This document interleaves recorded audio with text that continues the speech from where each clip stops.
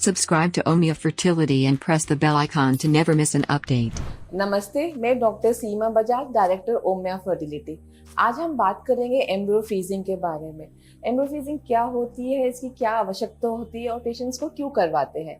सबसे पहले हमें समझना होगा कि आईवीएफ की एक प्रक्रिया में क्या क्या होता है। आईवीएफ की प्रक्रिया में आपको इंजेक्शंस लगते हैं, आपके oocytes को मैच्योर किया जाता है और उनको बाहर निकाला जाता है अंडर एनेस्थीसिया।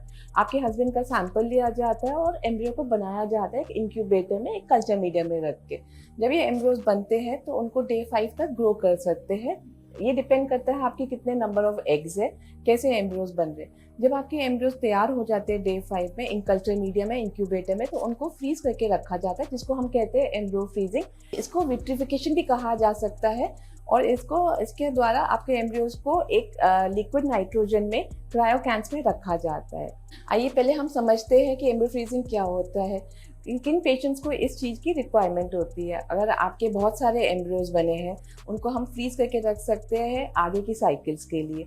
अगर आपको OHS हो गया या आप हाइपर स्टिमुलेट हो गए हैं, आपकी एंडोमेट्रियम अभी तैयार नहीं है ट्रांसफ़र के लिए, इन पेशेंट्स में एम्ब्रियो फ्रीजिंग की जाती है। या आप चाहते हैं कि अभी प्रेगनेंसी को डिले करना चाहते हैं, तो आप अपने एम्ब्रियोज को फ्रीज करके रख सकते हैं।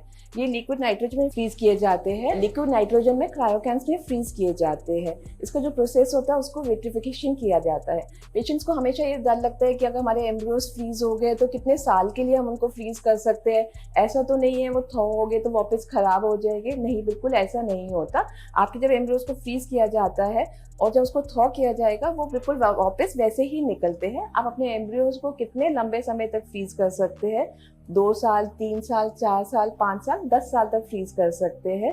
इसकी एक प्रक्रिया होती है कि जब उसको हम फ्रीज करते हैं तो वो श्रिंक हो जाते हैं और जब हम उनको थॉ करते हैं तो वो वापस अपने नॉर्मल शेप में आ जाते हैं। जब आप आईवीएफ की प्रक्रिया में जब आपको स्टिमुलेशन होता है तो कई बार आपके एग्स बड़े हो जाते हैं और आपकी एंडोमेट्रियम उस हिसाब से तैयार नहीं होती, तो आपके एम्ब्रियोज को फ्रीज किया जाता है और नेक्स्ट साइकिल या उसके नेक्स्ट साइकिल आपको एम्ब्रियो ट्रांसफर किया जाता है। उसके अंदर आपकी एंडोमेट्रियम लाइनिंग को प्रिपेयर किया जाएगा कुछ मेडिसिन दे के। जब आपकी एंडोमेट्रियम रेडी हो जाएगी तो उसको प्रोजेस्टेरोन उसमें ऐड किया जाता है और उसके बाद आपका एम्ब्रियो ट्रांसफर किया जाता है उस डे के हिसाब से जिस डे के आपके एम्ब्रियोज फ्रीज्ड है।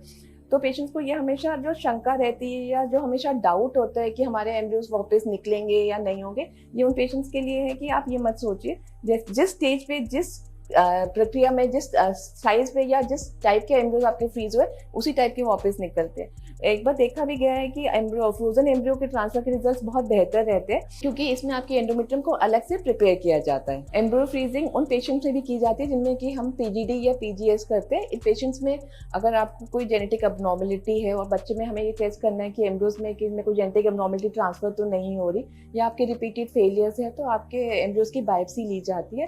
उसके बाद आपके एम्ब्रियोज को फ्रीज किया जाता है। जब रिजल्ट आता है आपकी बायोप्सी, इसका पता चलता है कि कौन से एम्ब्रियोज ठीक है, कौन से एम्ब्रियोज खराब है। जो एम्ब्रियोज ठीक होते हैं अगर वो ट्रांसफर किए जाते हैं तो आपके रिजल्ट्स बेटर रहते हैं। कोई भी पेशेंट को ये मन में शंका नहीं रखनी कि हम एम्ब्रियो फ्रीजिंग कराएं या नहीं कराएं।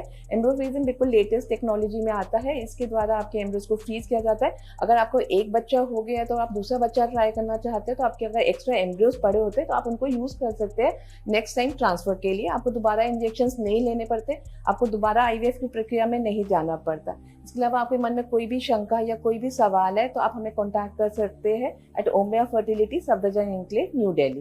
Thank you.